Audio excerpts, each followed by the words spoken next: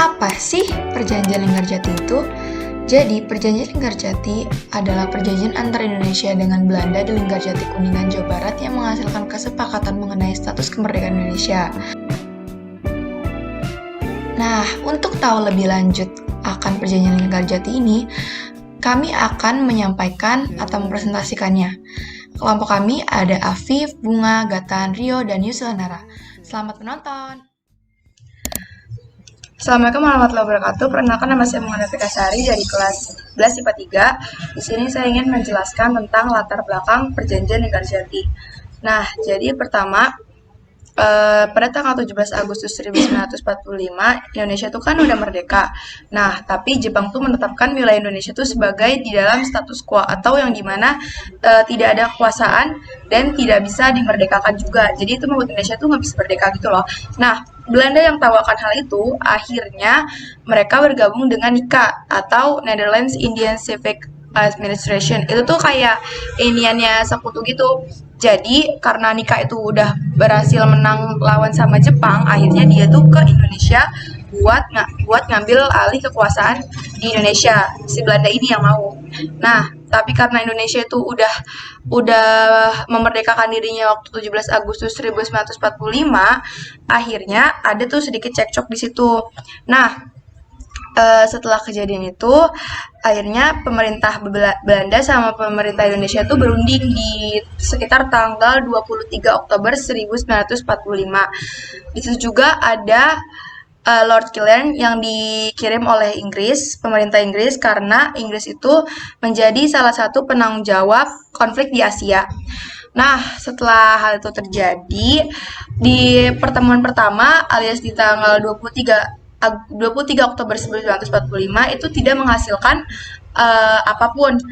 Akhirnya di pertemuan kedua di antara 14 Maret sampai 14 Maret sampai 17 Maret itu mendapatkan Batavia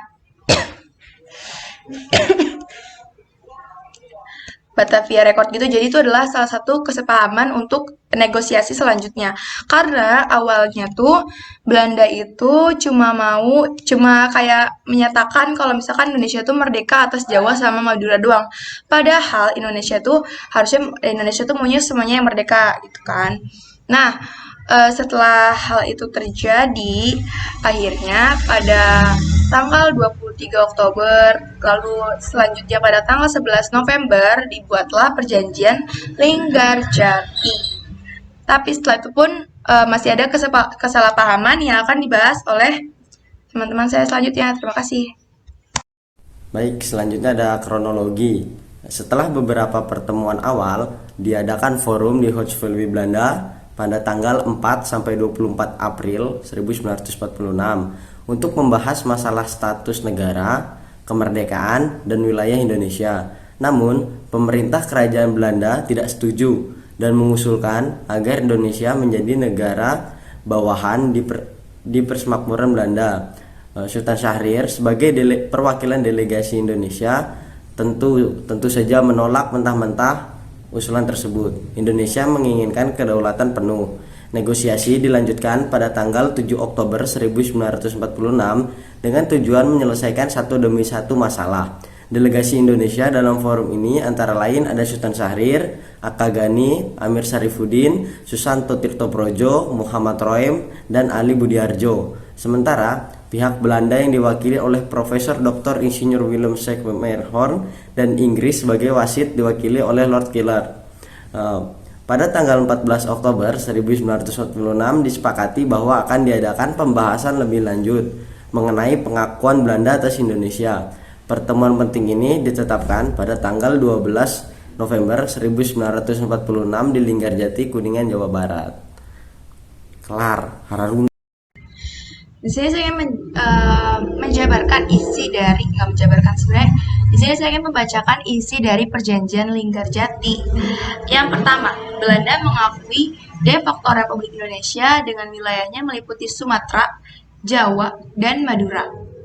Lalu, Belanda harus meninggalkan wilayah de facto paling lambat 1 Januari 1949. Wow, jadi waktunya kisaran banyak juga ya. Lalu, Republik Indonesia dan Belanda akan bekerja sama untuk membentuk negara Indonesia Serikat sebagai Republik Indonesia Serikat atau RIS. Salah satu negara adalah negara Republik Indonesia (RI). RIS dan Belanda akan membentuk aliansi Indonesia-Belanda dengan Ratu Belanda sebagai presiden. Oke, lanjut ke tujuan Perjanjian Linggarjati. Tujuan pertama Perjanjian Linggarjati ini adalah untuk memperoleh pengakuan kemerdekaan Indonesia dari Belanda.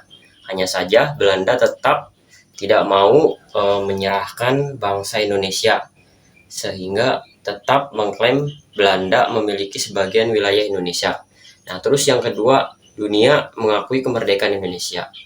Pengakuan internasional dari kemerdekaan Indonesia ini juga sangat penting bagi Indonesia, karena dengan pengakuan Indonesia otomatis dapat dukungan dunia dalam melawan penjajahan, termasuk hak asasi manusia.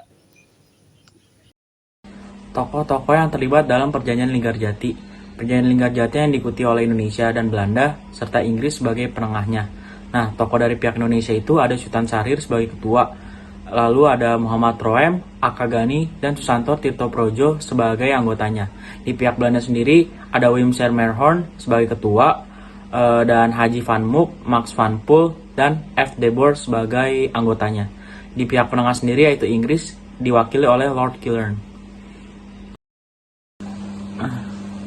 Kesepakatan bersejarah Linggarjati, yaitu kesepakatan antara Indonesia dan Belanda ini akhirnya terwujud. Perjanjian Linggarjati dilaksanakan sejak tanggal 11 November 1946 sampai dengan tanggal 13 November 1946.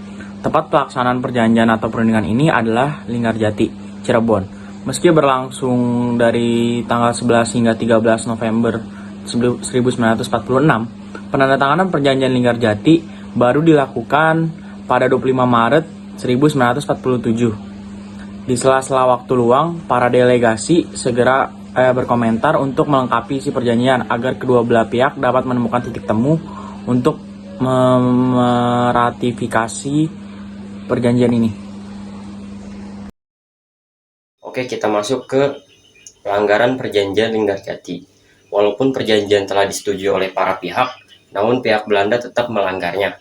Pada tanggal 20 Juli 1947, Gubernur Jenderal H.J. van Mook mengumumkan bahwa Belanda tidak lagi terikat dengan perjanjian tersebut.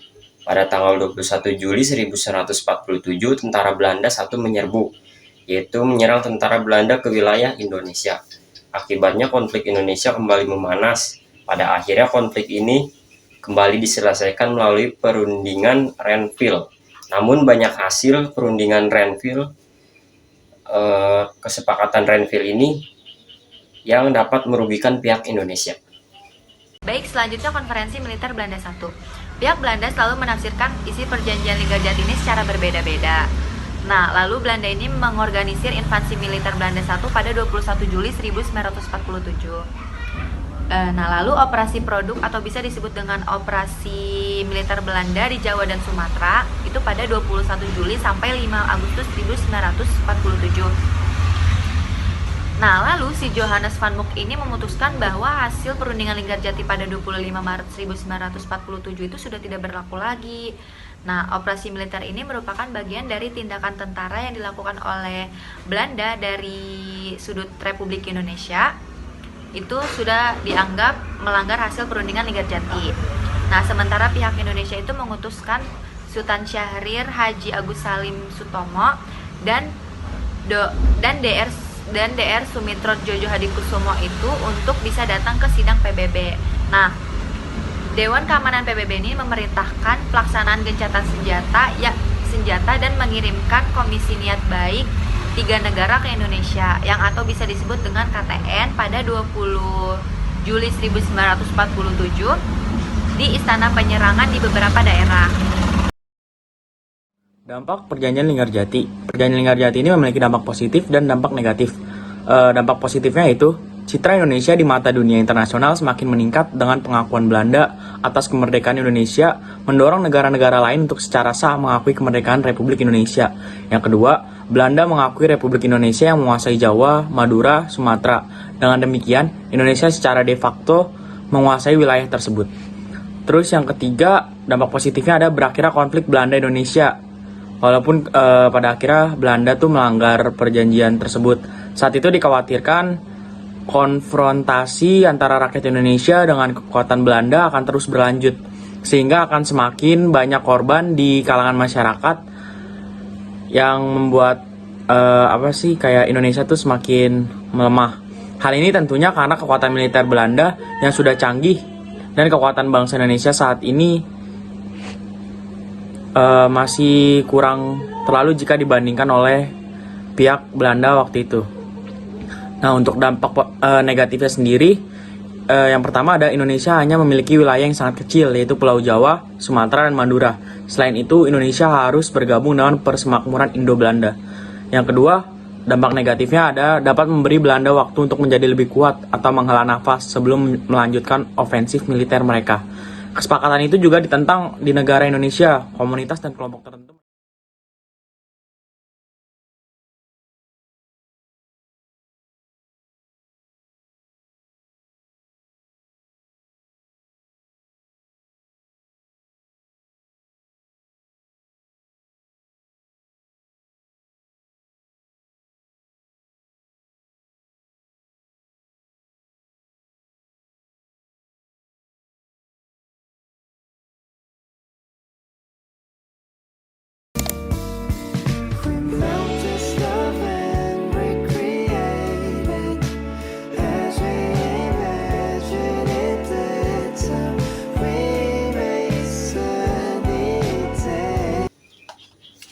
Shampoo.